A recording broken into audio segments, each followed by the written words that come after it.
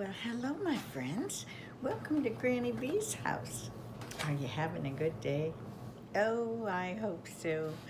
Granny B's having a pretty good day. And I just know you're remembering to be kind to those people around you. Because when you do little things to make the world a better place for other people, it makes the world a better place for you. So why not? And one way we can do that is to use our manners.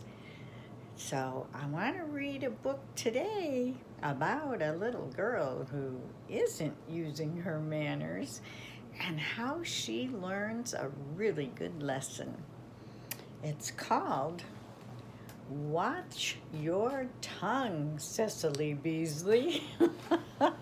It's written by Lane Fredrickson, and the crazy illustrations are done by John Davis. Just wait till you see some of these.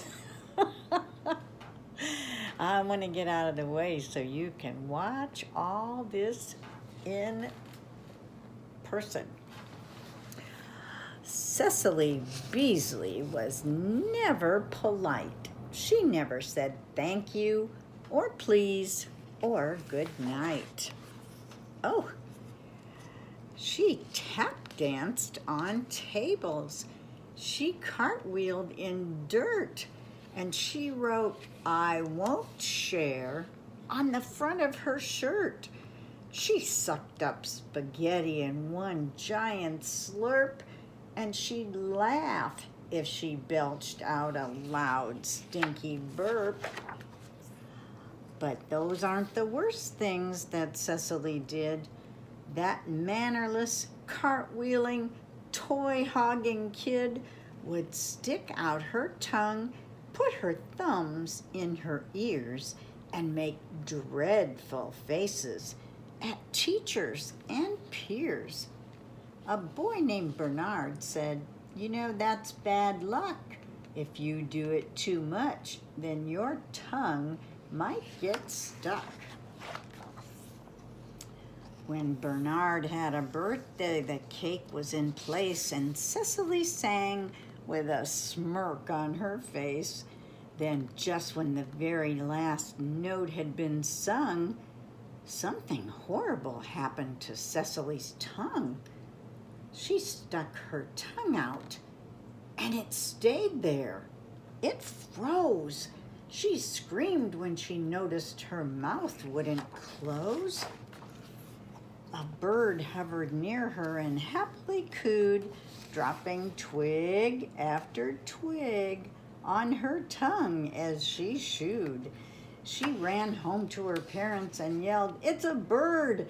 But a gruff, muffled gurgle was all that they heard. By then, on her tongue, a whole nest had been made, and the bird sat content on the eggs it had laid.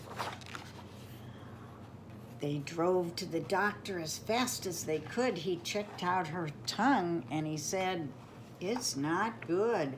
It's a mocking beak tongue snatcher, rude and tenacious. They roost on the tongues of the loud and audacious. They tend to get feisty. Don't mess with that nest. No, patiently waiting is what I suggest. You'll be fine, but no cartwheels till all the eggs hatch. There are surely more serious things one could catch." That bird scratched up Cecily's tongue with its toes. It chirped, and its feathers got stuck in her nose. So she stayed in her bedroom for 13 days straight, till she finally went nuts from the bird-sitting weight. She went out for a walk, and she heard someone shouting, "Just look at the stuff that girl's tongue has been sprouting. Her tongue is a menace," a man replied sadly. "It serves that kid right for behaving so badly." Some children were scoffing and stopping to linger. They were joking and laughing and pointing a finger.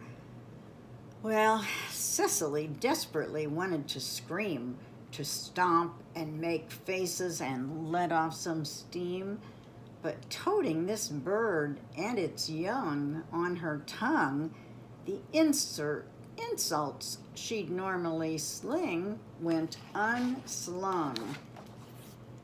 And then a chick hatched. It was out of its shell. Poor Cecily sighed, thinking all would be well.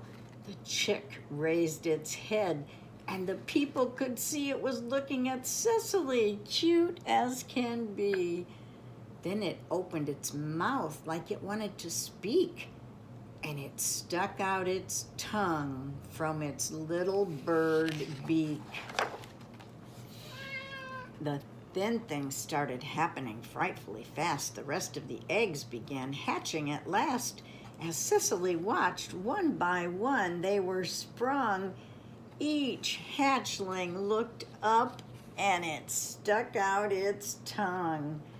Why, these rude little tongue snatchers, Cecily thought. They ought to have manners. They ought to be taught. She thought about kindness and rudeness, and then she suddenly saw just how awful she'd been. It wasn't so funny. It wasn't so fun when somebody else was the tongue-sticking one. Cecily went home and she worked on a letter that would make both Bernard and herself feel much better. Her heart felt so happy and snappy and good, she planned to be nicer whenever she could. Sorry I ruined your birthday. When at last all those tongue-snatching vagrants took flight, Cecily found that her tongue was all right. Just once she was tempted to make a mean face, but she struggled and squeezed out a smile in its place. Though she wasn't quite certain, she thought she had heard the sound of a mocking-beaked, tongue-snatching bird. Now Cecily Beasley is much more polite. She always says thank you and please and good night.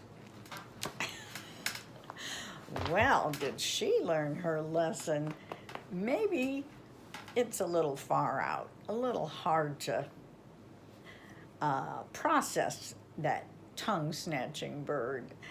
But I just want to remind you that being kind and not sticking your tongue out and making faces at people is a much better way to live.